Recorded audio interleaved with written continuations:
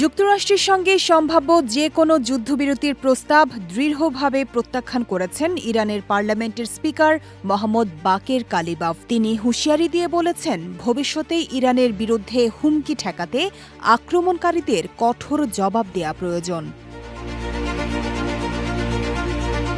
মঙ্গলবার সামাজিক যোগাযোগ মাধ্যম এক্সে দেয়া এক পোস্টে কালিবাফ বলেন, ইরান যুদ্ধবিরতির পথ খুঁজছে না, বরং যারা হামলা চালিয়েছে তাদের এমনভাবে জবাব দেওয়ার সিদ্ধান্ত নিয়েছে যাতে তারা শিক্ষা নেয় এবং ভবিষ্যতে আর কখনো ইরানের বিরুদ্ধে আগ্রাসনের চিন্তা না করে।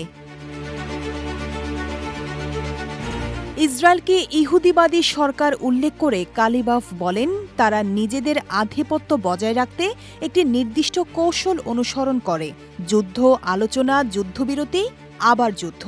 তিনি বলেন, ইরান এই চক্র ভেঙে দিতে দৃঢ় প্রতিজ্ঞ।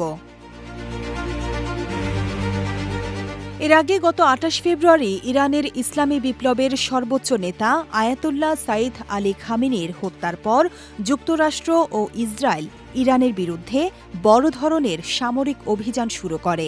ওই হামলায় ইরানের কয়েকজন জ্যেষ্ঠ সামরিক কমান্ডার সহ বেসামরিক নাগরিক নিহত হন।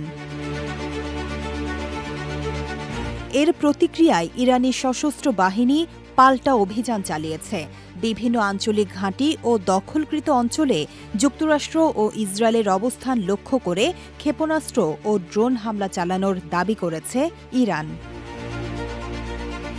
শেখ তাসফিয়া করিম, বিজয় টিভি, নিউজ ডেস্ক।